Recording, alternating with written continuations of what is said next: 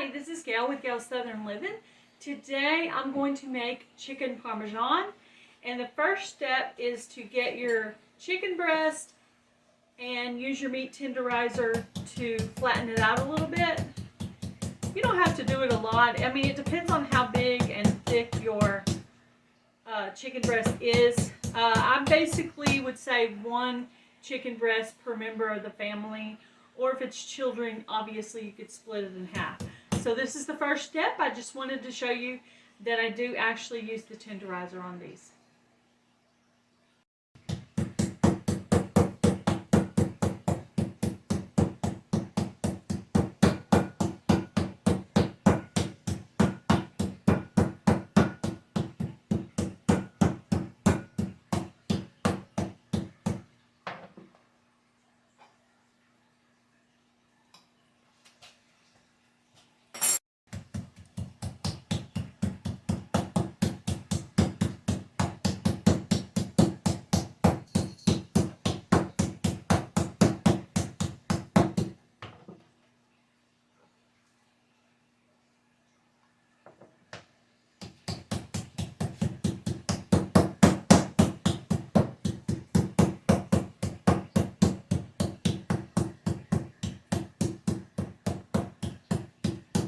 So what side of the tenderizer are you using?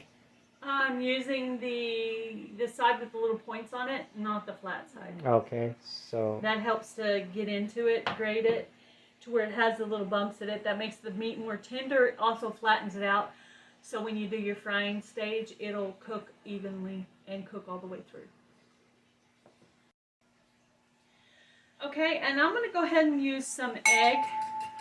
I'm going to beat the egg just so that the mixture that I put on it will stay.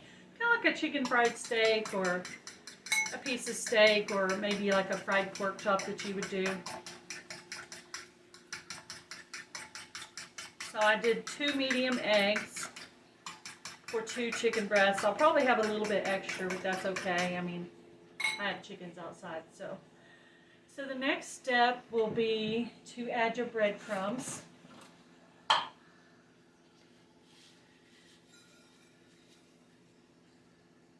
Now I'll put a more exact measurement for you guys who need it, but this I kind of just do by how it looks.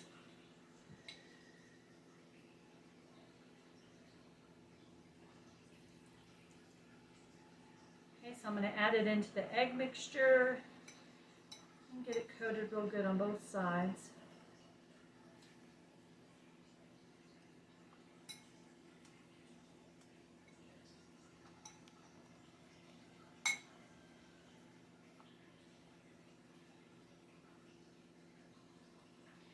Okay, now I'm going to put it into the breadcrumb mixture. All that I have in this is breadcrumbs. It's already seasoned, so I'm not worried about adding seasoning at this point. I will add a little bit of seasoning when I get it into the pan.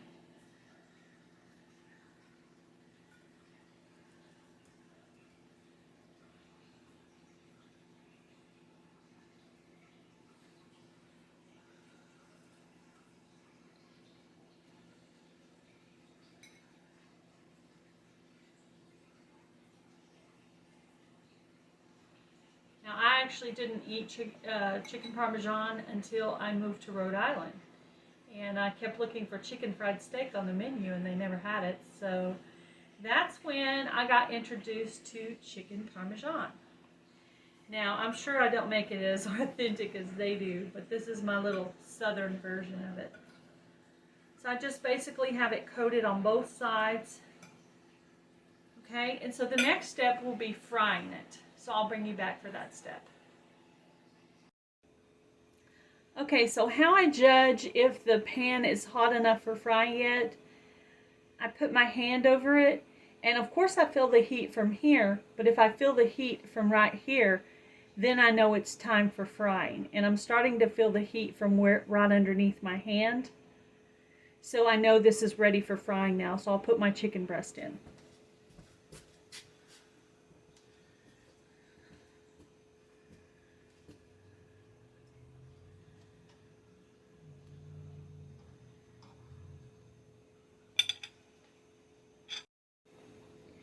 Okay, Now I'm going to add in the chicken breast, and you can hear the sizzle.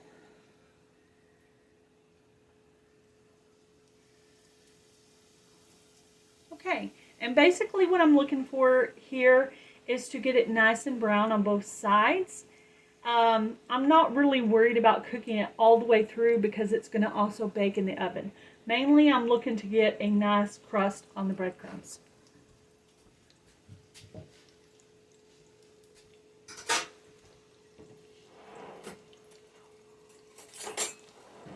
How long? Let's see. Let's see how good this is right here. Maybe 5 to 7 minutes on both sides. But you're going to be able to tell by the nice brown crust. So that's basically it on that. Ooh, it's starting to look good. It's brown right here. And so I flipped it over. I'm going to cook it until I get it with a little bit of this brown crust right here on both sides. Once it gets to that point, then I'm going to go ahead and just put it on a plate and let it kind of get some of the grease off of it. And then I'll show you what the next step is. Okay, so for my chicken Parmesan, I use Classico 4 cheese. This is what I've always used for it. It just has a little bit fancier of a flavor than like Prego, but you could use regular spaghetti sauce if you wanted to. You could also probably even add tomato sauce with some seasoning, but this is what I use. So I'm going to put a little bit, I'm going to put half of the jar on the bottom.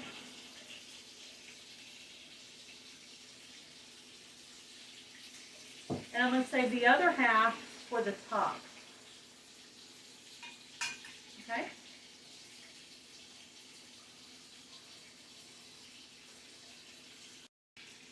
Okay, so I've got my, I got one layer of spaghetti, your spaghetti pasta sauce on the bottom.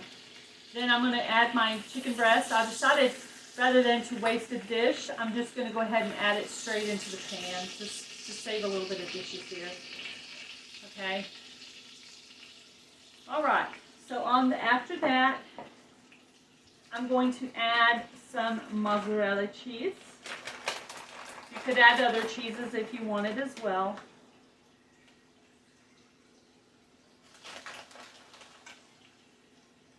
Just going to get a layer kind of over the whole thing, the sauce and the chicken breast.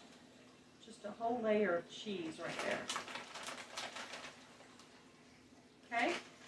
And I have right here is some dehydrated onions and basil. I'm just going to add a little bit of that.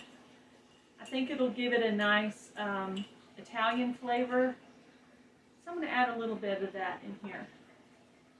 Okay? Then I'm going to add the rest of the sauce on top of the chicken breast as your main area.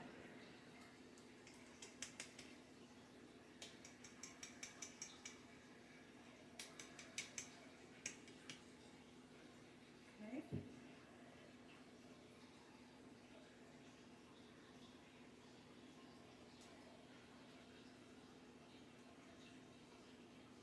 Okay, and I have one more extra special ingredient I'm going to get out of the fridge real quick. Now, this is shredded Parmesan cheese. I don't usually add this, so this is a totally optional thing. You could also add the grated kind from the can, but since I have it, I thought it might be really, really pretty on top and give it just that extra Parmesan Italian. I will list the recipe in the description box. I'm going to bake this at 350 for about 30 minutes. If I need to adjust the time, I will do that in the description box.